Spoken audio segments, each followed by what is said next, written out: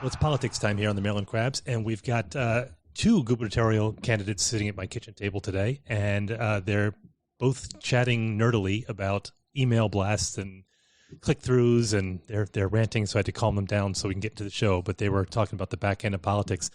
So first I got Jerome Segal, who is the Socialist candidate for governor, and his opponent, although they seem pretty chummy for being opponents, is Dave Lashar, who is the Libertarian candidate for governor. Actually, they're starting right now. I'm a candidate inside the Democratic Party, whereas David actually has the nomination of his party. But at heart, he's a socialist. He's the Bernie Sanders of this race. No, I didn't mean that. I meant I'm not the candidate. I'm not the candidate of the Democratic Party. Gotcha. I'm competing to be the candidate of the Democratic Party. Right, because we have on the 19th, which is coming Tuesday, up. That's going to be the primaries. So we're up again. So welcome to both of you, and we want to talk a little bit about socialism and libertarianism and where the nexus is and where the nexus isn't. And I'm kind of in between those two, I think, for the most part. So I'm kind of interested to see where we're going to end up here. So let's start a little bit. We'll start with Jerome, since we've actually spoken to Dave a couple times before, and we'll come and talk to you a second. But Jerome, who came over here on a Friday during rush hour, so he's sipping on a beer right now to take the edge off of that.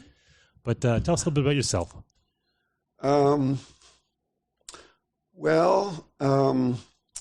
It's a long story because I'm 78 years old, going on 79, and I grew up in the Bronx, and I went to City College in New York, which is a free college. I lived at home, and in 1964, I started graduate school in philosophy at the University of Michigan campus, and in spring of 65, we had the first teach-in on the Vietnam War in the country, started on the Michigan campus. What's a teach-in? There was a proposal in protest the war, and at this point, people were beginning to get drafted, so it started to sink into people's consciousness, young people, that this Vietnam, on a personal basis, was serious. We didn't know a thing about Vietnam. Didn't know even where it was, nothing about its history, didn't know even what we felt about the war, and we weren't the generation that was prepared to go and risk our lives for something that we didn't even know if we believed in. And the more we learned a little bit about it, the more crackpot it seemed. And a decision was made to close down the university, go on strike. And there were a group of 5 faculty members. My guy I was very, very close to, and I just wrote something about, named Fritjof Bergman, a philosophy professor, was one of those 5. And they thought it kind of odd, in protest of a war, to close down the university. They said, instead, why don't we take our education function and role seriously? Let's close down all of our regular classes, and using a term from the civil rights movement of sit-ins, let's have a teach-in, and we will do nonstop self-education of ourselves as faculty members and with the students on Vietnam, American foreign policy, and the war. And so we did that at Michigan, and I think it lasted 3 days, and it may have actually gone right through the night and into the morning. I mean, as much as you could take. Anyway, it was the most amazing educational experience I ever had, and it taught me something about school and education and learning and what you do and don't learn in classes and so on. But it also was that in the 60s, we used to talk about, if you're on the left, you would have this thing about, like, well, when were you radicalized? It was sort of like this event. It was like being hit by... Like being born again, or your bar mitzvah, or your... well, bar mitzvah, no, but born again is close. Because you don't get presents and you don't have the party. It's sort of like getting that in The Godfather, in The Godfather 2, Michael falls in love, and they talk about it as a certain thing of being hit by a certain bolt of lightning. Well, it's kind of like that. At any rate, so I was radicalized in those teach-ins, and so I've been basically a radical from 1965 to now. I've done many, many different things. I did get my doctorate in philosophy. I taught at the University of Pennsylvania in the philosophy department for 4 years. I decided I wanted to get more into public policy, And I went back to school, got a master's degree in public affairs from the Hubert Humphrey School, Public Policy at University of Minnesota. And I actually came to Washington on an internship halfway through that program, working for the congressman from Minneapolis. I wrote a speech, not for him, but because he was serving at the UN for that period, and I went up there with him. And I wrote a speech on apartheid for a guy named Clarence Mitchell, who was a NAACP lawyer who was in a big fight with Prime Minister of South Africa. And what year was this? 1975. So this is pretty early. I mean, this is predates when it kind of peaked in the mid-'80s. Yeah, Mandela was in jail. Yeah. Mandela was in jail. And the issue was whether or not South Africa had political prisoners. They were claiming all these guys are criminals. They committed terrorism acts. And Stephen Biko died probably around the same time that you were writing this piece. I think maybe later, but I don't know for sure. But in any event, the speech was good enough that I got offered a full-time job. So I came to Washington actually permanently a year later, and as soon as I was here in the first week, because it felt odd to me, like here I am, a leftist who's used mostly to protesting government. I'd come to Washington and march against the war in the spring of '65. Here it is 10 years later, and I've come here to take a job working for the government, which is hard to reconcile with, who am I? So, and how you were seen by your peers at the time, too. Yeah. And so right off the bat, I think psychologically as a way of establishing and maintaining identity, I formed something called the Congressional Staff Caucus, which was dedicated to explicitly in our founding document, the redistribution of income, wealth, and power in the United States. And I was part of that for the next 4 years, and we brought radicals like Mark Raskin and Gar Alpovitz and so on to congressional offices to meet with congressmen and hold forums and so on.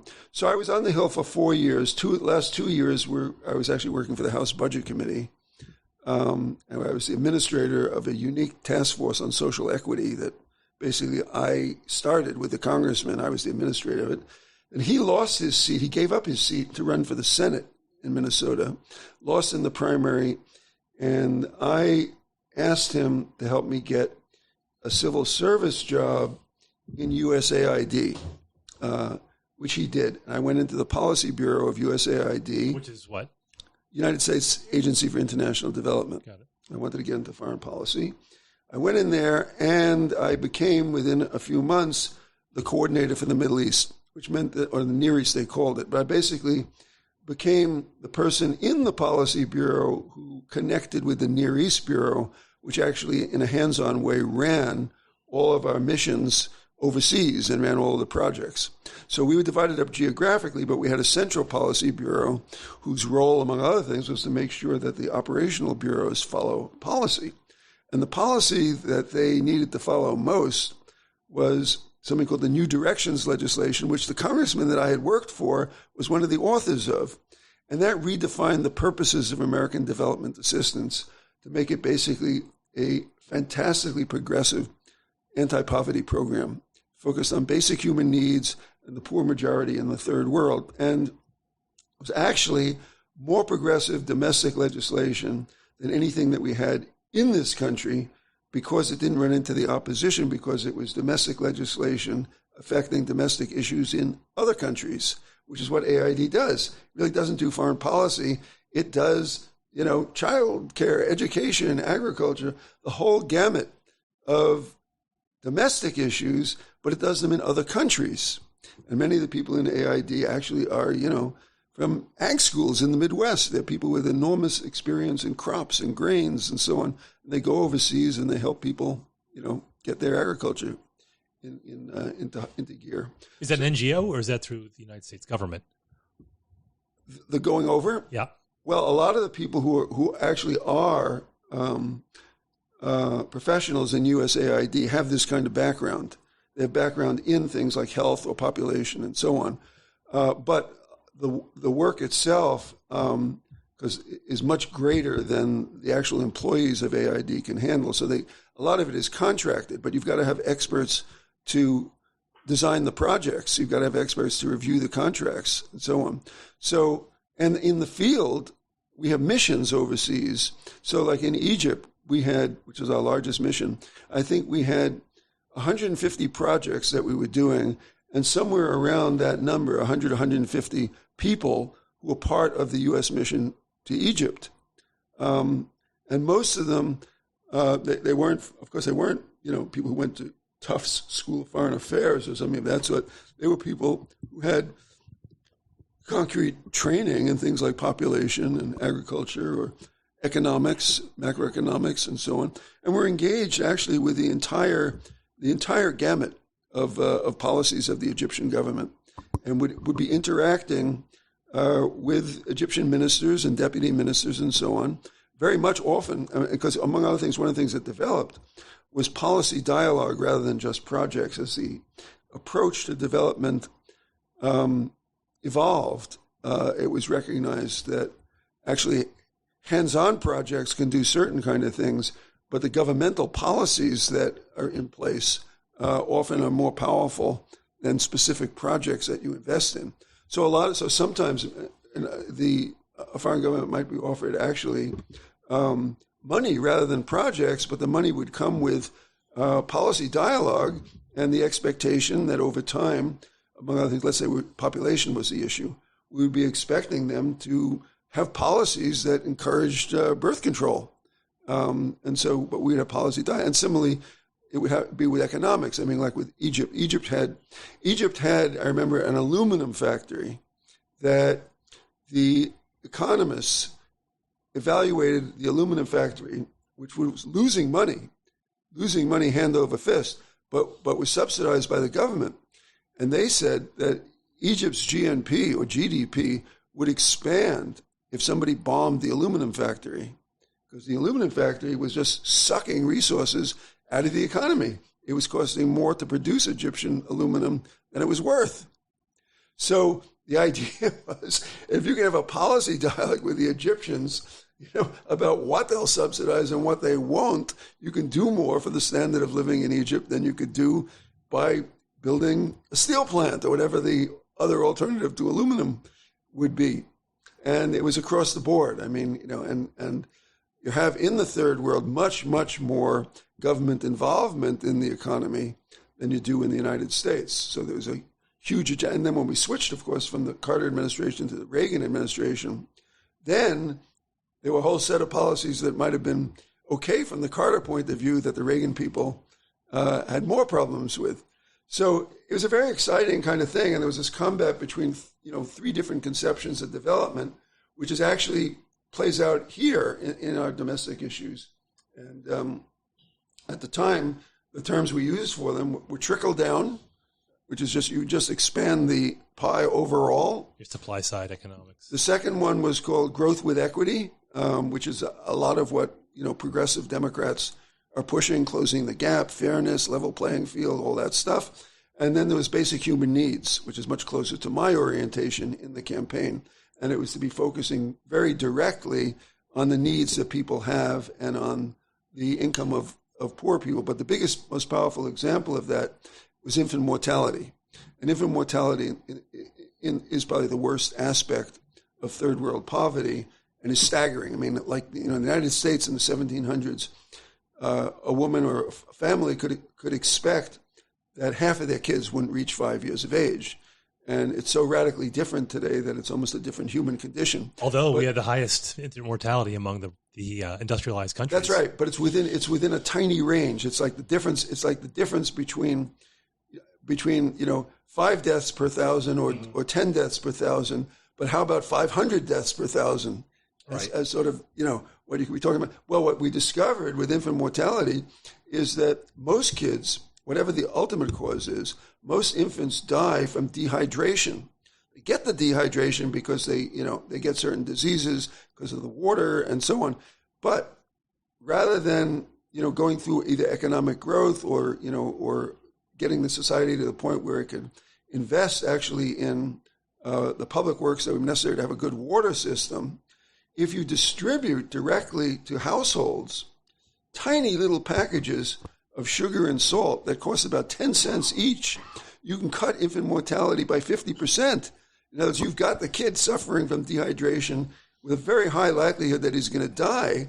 You give him this little pouch, and they mix it with actually contaminated water.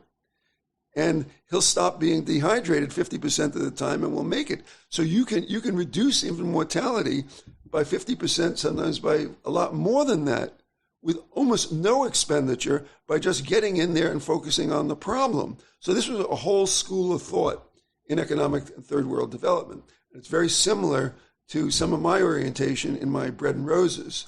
And about, you could describe, I'll say one more word. You describe me as a socialist. Well, I founded or put together something that I call Bread and Roses. That's what I want to talk to you about. And that's somewhat different. Yeah, so explain that a little bit, because first of all, you're important enough to have your own Wikipedia page. So Dave and I have not. Do you have one yet, Dave? Not that I'm aware of. Jerome was on top of it. But and you're talking about Bread and Roses, which is a great name for a party. Well, at the beginning of the campaign, what I would say is, all right, Bread and Roses is 1/3 Bernie Sanders. It's 1/3 Henry David Thoreau. I love Thoreau. I do too, right? And it's 1/3, and then I would shift it. Sometimes I said it's 1/3 the utopian socialists who preceded Marx. Sometimes I said it's 1/3 Marx's early manuscripts. Sometimes I said it's Eugene Debs. No, I never said that. No. I said you can take that. I said it has a little bit of a sprinkle of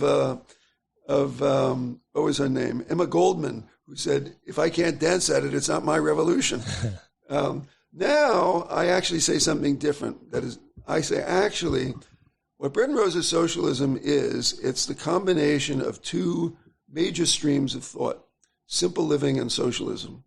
And actually, for me personally, it evolved out of simple living. And my book, Graceful Simplicity, was about simple living. And what I got to was that what we needed were public policies to make a simple living option a genuine option for people who are at the low end of the spectrum.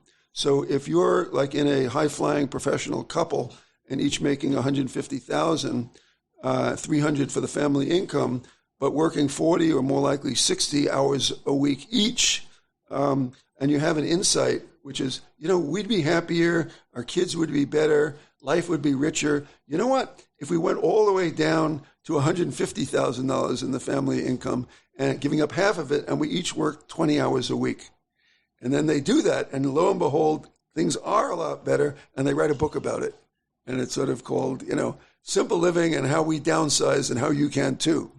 And I went through this literature and I said, well, of course, what they describe makes great sense. But the starting point was that you had, a dual career family with $150,000 salary each.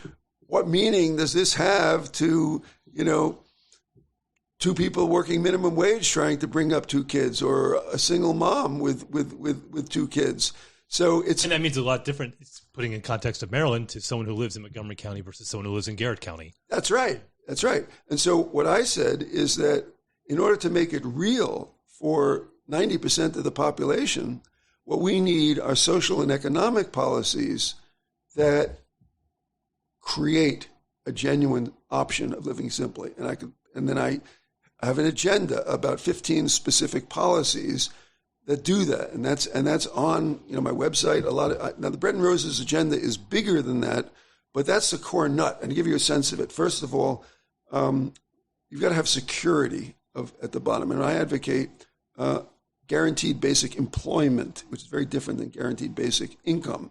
Right? In other words, a right to a job, which people have talked about for almost 100 years, has never passed. It was in Roosevelt in his last inaugural talked about a right to a job, but never introduced legislation to formally give someone a right to a job. It was in something called the Humphrey Hawkins legislation in the 70s when I was on the Hill, and it was taken out in order that the bill pass. Right? And no state has any regulation that guarantees someone a job. And most of the real breakthroughs on labor legislation happened on the state level and then gradually were taken up nationally. So top of the list in terms of my policy is that Maryland would guarantee anybody who resided in the state a 32-hour-a-week job at least the minimum wage. And I don't want, of course, the economy goes down into a recession, people are unemployed.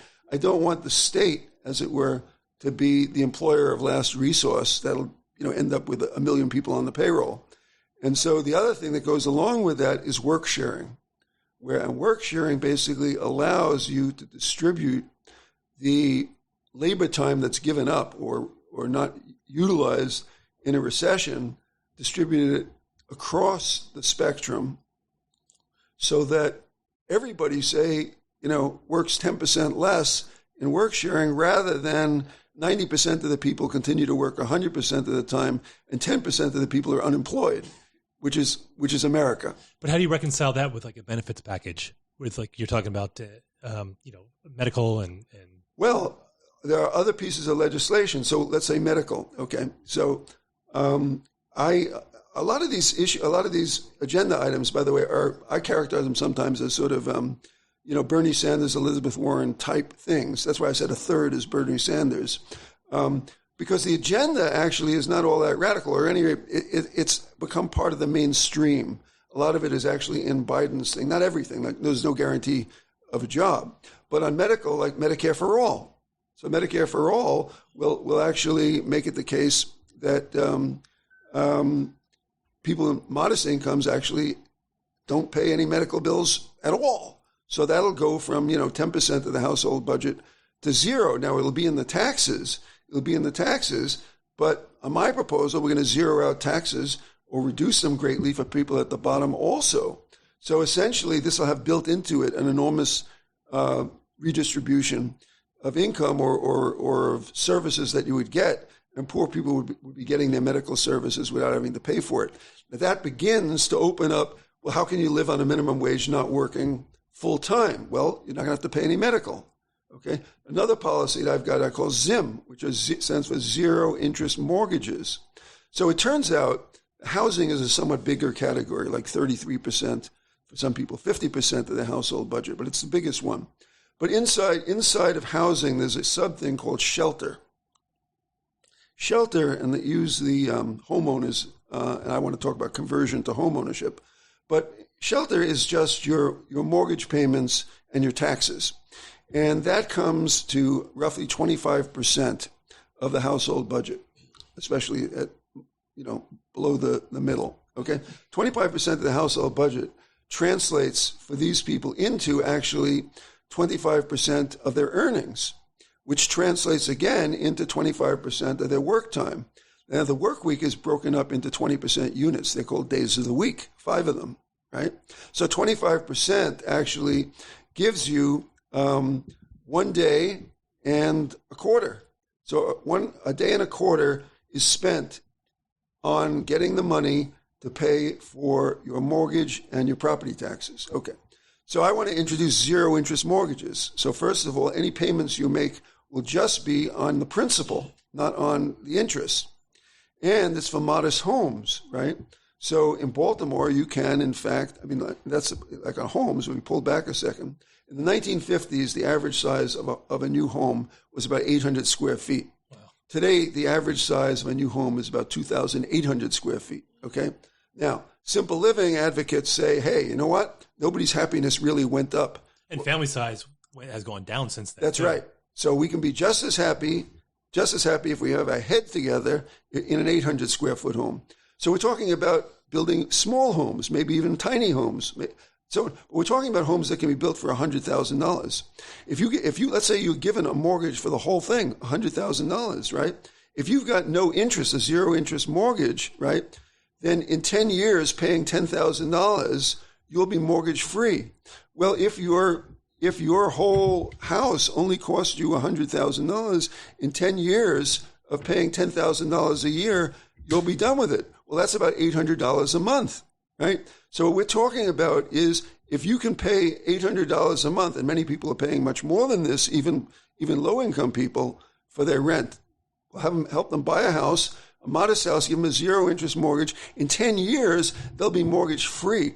What that means, mortgage-free means another 25% of time is freed up. So just that one policy means you can start the weekend at 3:30 on Thursday, because you get the last quarter of Thursday off, and you get all of Friday off. That's the 25%. Dude, I'm voting for you. What? I'm voting for you. Well, there you go. That is, and that's just one of like 15 policies that make it possible to have a genuine, simple living option for everyone. Okay, does this make your head explode as a libertarian?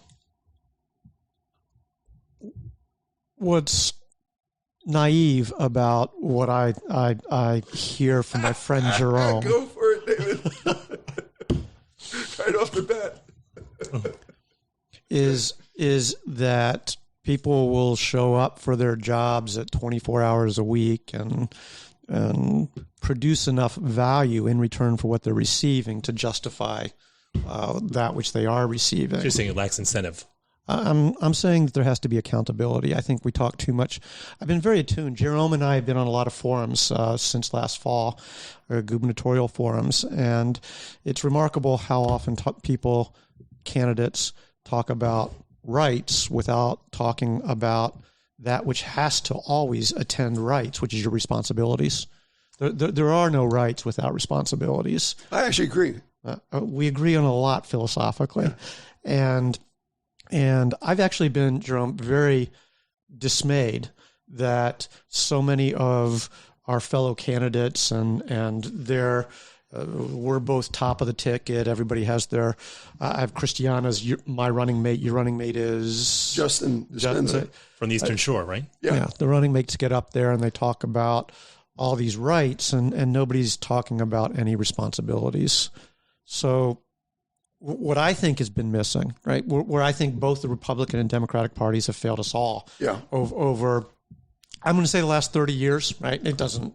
Is it 20? Is it 40? Is it 30? Doesn't matter, right? Let's just call it 30. Well, post-war, at least. I don't know that you can say that from 1945 to 1985 were bad years. Those were great years.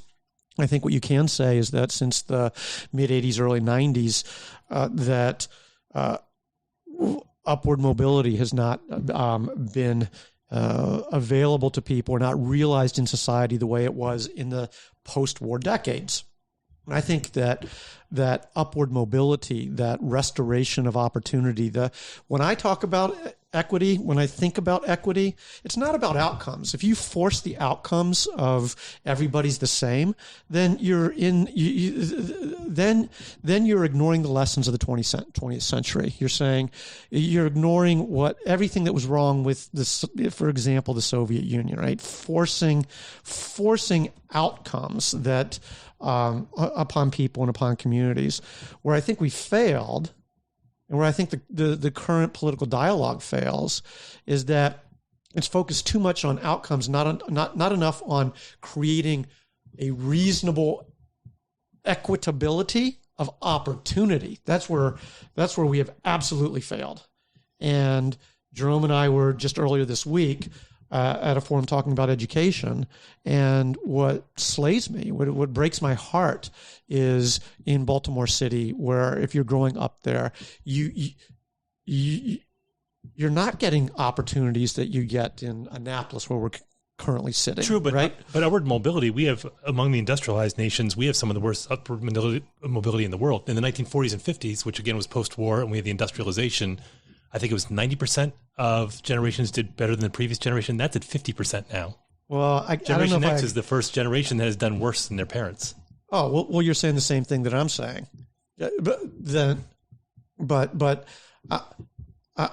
I'm hesitant to draw these quick, these quick denunciations of. Oh, see, I'm lazy. I do that of American history and performance. I mean, if this were such an awful country to live in, see, I'm a Howard Zinn fan. Well, if this were such an awful place, I'm not saying it's awful, but why would so many people want to immigrate here? Why would this be the number one destination for immigration, regardless of your religion, your color, anything else? I mean, if this were such an awful place to live.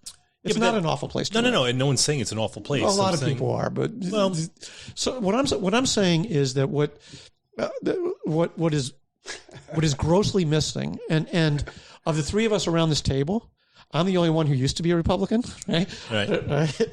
And nobody around this table has more disdain and contempt for the Republicans than I do. Oh, well. You can't. I'll rival you, and then we're equal. If you're at the max, then we're equal. You can't have more because the Republicans were supposed to be. No, actually, I have a more nuanced thing to say about Republicans. You're going to out-nuance me? I'm okay with that.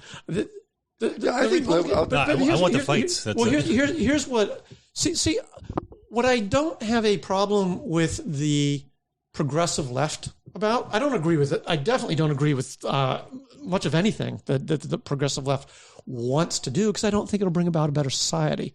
But what I do respect is that the progressive left is saying we are about using governmental power to coercively bring about equity of outcomes as quickly as possible, and we're not troubled by traditional classical liberties like free speech and free assembly. Who's saying this? Well, the progressive left that is 40 miles away from us. Yeah, but the right is burning books right now. Hold on. Hold on. What did I already say? So I had a conversation. Well, I'm not talking about Republicans. I'm talking about the right. I'll let you talk. Yeah. Let's let David talk. So I had go ahead. We have he's become a friend to me a little bit, right? A few interactions. John King, one of our rivals, right? Former Secretary of Education under Obama. And again, I don't agree with him on a lot of policies, but I do agree with him on some criminal justice is just one example. On the session that we were at the other day, Jerome, afterwards, John, if I can call him John, he brought up during some of his comments after the Republican candidate that was there, right, was talking. He was saying, well, across the river, across the Potomac, Governor Youngkin was supporting school choice and untroubled by the right saying we can't teach, we must ban Toni Morrison's Beloved. That's totally unacceptable, right? And that part of the Republican Party and the Republicans not standing up and saying that is outrageous in a totally unacceptable way, the Republican Party not being able to step forward and say January 6th was an insurrection and there's no defense of it, they have lost all moorings. Yeah, well, that's sure. And the only thing I would say, just one little thing, the whole thing with Trump in the last days and the effort to steal the election and so on, actually was an eye-opener for me about Republicans. And of course it was whoever thought that they could be as horrible and as vile as these people at the top and as Trump. But that wasn't the eye-opener. The eye-opener was actually the Republicans down at the working level who said, no, Mr. President, I can't find you 13,728 votes. That's not the way it works. In many, many instances, it was honest. Yeah, it was courageous. Virtuous, courageous Republicans who saved this country. And Liz Cheney, who I don't agree with on a single issue. I don't. But she is Joan of Arc. She's in a kamikaze right now because she's going to lose her career. And don't get me wrong, I'm not putting her up on a pedestal because everyone's like, oh, you like her because she's leading the charge. But she has integrity, and she said something that's very true the other day. It was great. It was one of the great things that's coming out of these great hearings, which is, she said, I want to say something to my Republican colleagues. And she said, there will come a time in which Donald Trump is gone, but your dishonor is going to remain forever. There it was. Well, I think it was. And so we're not totally one-sided on this, and we're talking more about national politics. And in the next episode, we'll focus more on Maryland. But I think we're talking about the differences between, I'm independent, center-left, probably lean Democrat, and you're definitely left, and you're center-right. I'm looking at you, Dave. And but our political philosophies are a little bit different. But if you look at the personalities attached, I think we can agree the system we don't have a pure system. What we were taught in civics class is not how it works. We don't talk about how money is free speech. I'm looking at what Joe Manchin is doing right now, and it's an abomination of the system where he represents the oil companies and the gas companies rather than his constituents. And we have one senator who represents 0.5% or 1% of the population who's holding up legislation. It's not just, and I could. Well, but if it weren't the most narrowly the narrowly differentiated Washington D.C., then one vote wouldn't matter. I think it's very important not to heap judgment on Mancini, who I think is following his conscience and doing what his constituents sent him to Washington to do. Well, if it's constituents of the gas companies, you're right. Yeah, well, it's the coal company. It's West Virginia. I think Bernie Sanders has been quite remarkable and ignorant in a lot of his conversations about one person is sinking the democracy. No. If you had the votes, if there was a consensus, if Joe Biden had run on the agenda and platform that in 2019 and 2020 that he is now implementing, maybe it wouldn't all come down to one senator. Yeah, but we're going too broad. My point with this is the system itself. Is that because I will say this, he's not representing his constituents. He's absolutely not, but I'm not piling on him. I'm talking about everybody. I'm talking about Cory Booker in New Jersey that he voted against capping prescription drugs because he's in New Jersey, because the money, they're big contributors to his campaign. But the Citizens United, that money equals free speech, this has crippled us as a country. Well, I've had a journey on Citizens United, and so I would say I'm kind of losing contact with what you guys are talking about. Well, but in the last 24 months, why should money from Hollywood and Wall Street determine elections in New Jersey and Wyoming? Sure, I agree. They shouldn't. We're talking about, so my contention is Citizens United, which equated free speech with money, gives the corporations and unions, whoever you want to blame, a megaphone that our voices, as the three gentlemen sitting here, don't really matter. They don't, and they're not representing everyone hates Congress. Everyone loves their congressman. Yeah. That's just. No, all I was saying, I was suggesting is that we try to get back to the libertarian socialist dialogue. Gotcha. Look at he's keeping us in line. Here's where that naivety. Well, working 3 days a week is an explicit objective of my friend Jerome, right?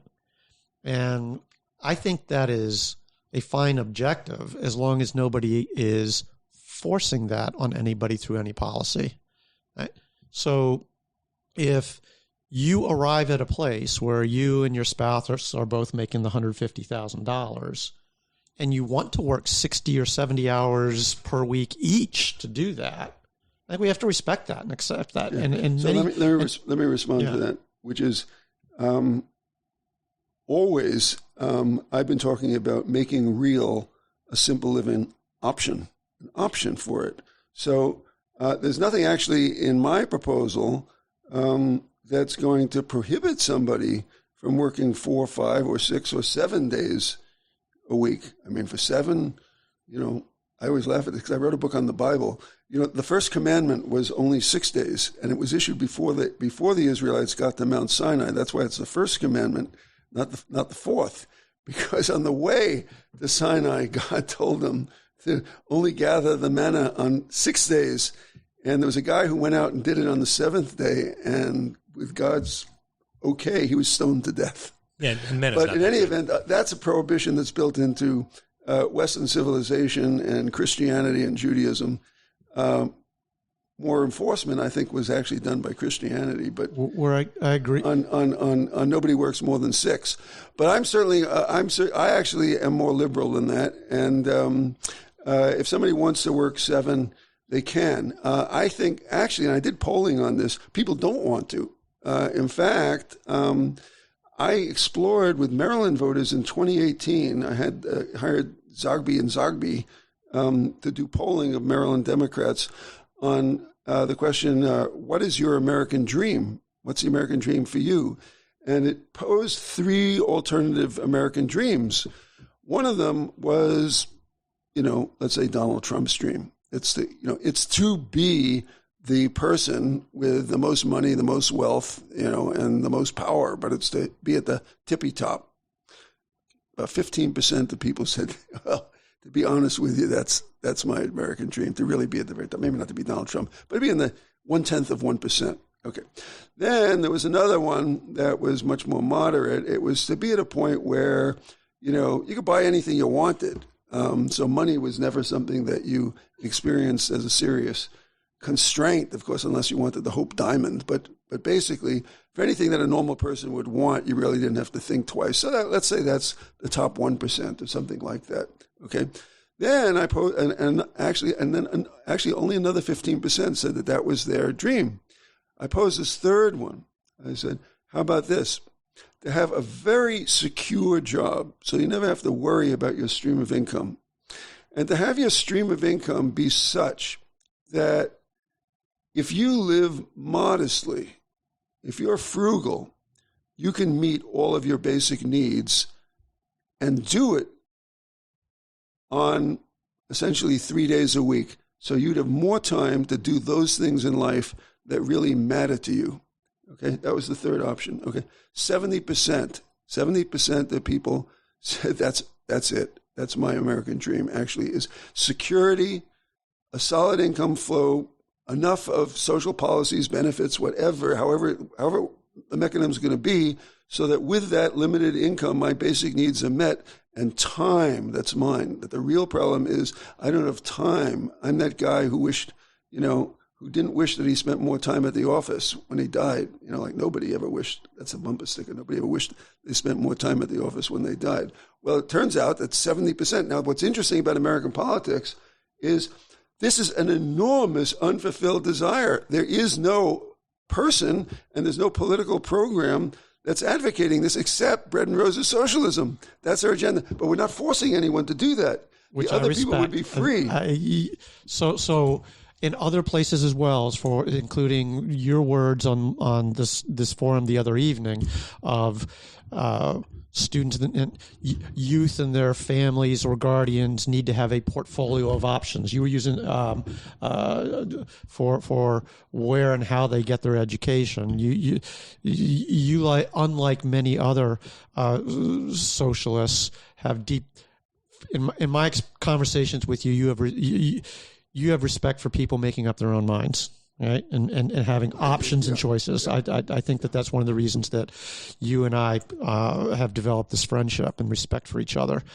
But what I want to point out is that it's somewhat famous in terms of methodologies that what people say in a poll is not what they will do in real life when they have to make a decision. And if we look at human history, human beings, we are sinful, we are flawed, we're weak, and we end up wanting that giant boat. I just picked boat, right?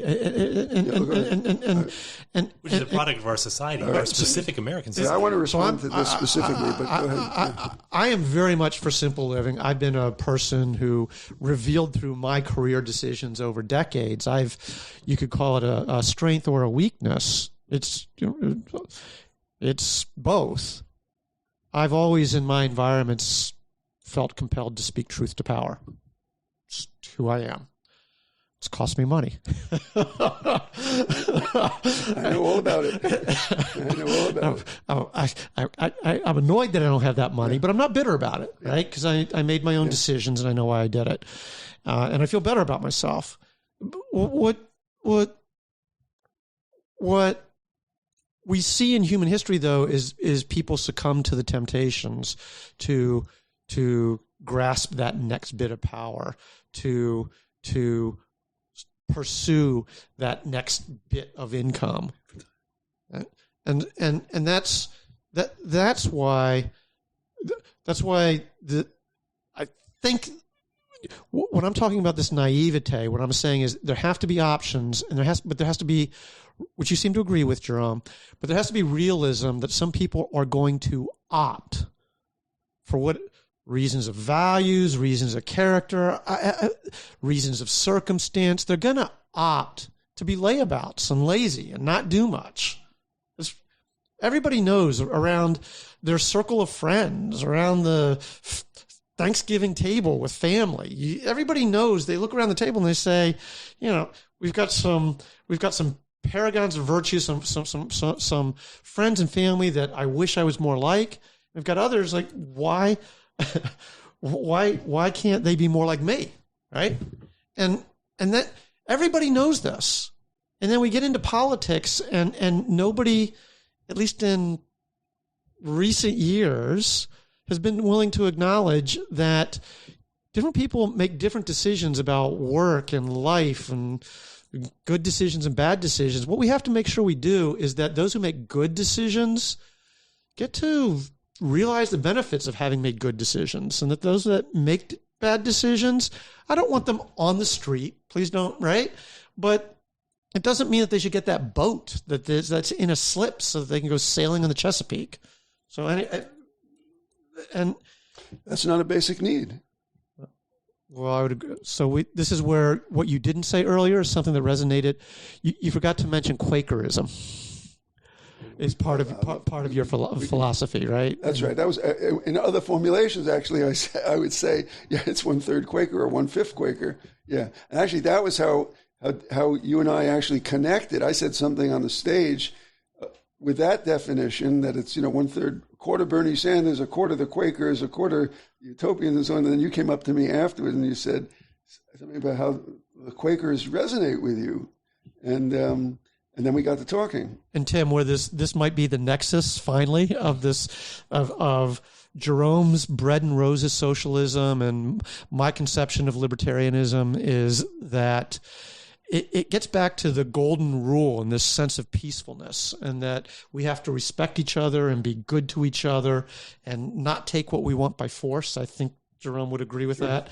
And in the Libertarian Party, if you're a candidate, you have to commit to what we call the non-aggression principle. That's our anchor in the Libertarian Party and amongst libertarians, is that we denounce, we reject the idea of using force to get our own way in whatever sphere of life. Let's talk about gun control. Well, on gun control, so self-defense self-defense is a human right.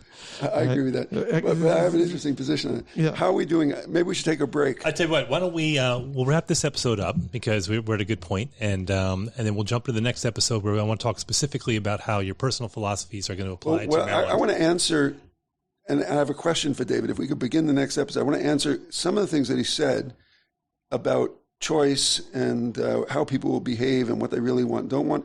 And then I've got a question for you as a libertarian, which is really about your notion of freedom, how it locks in with all right, go for it. So Jerome and Dave will come in for next episode where we'll talk about the philosophies of the socialism/Democrat, since you're running on that ticket, and the Libertarian Party. All right? Okay. I'll be back. Thanks so much.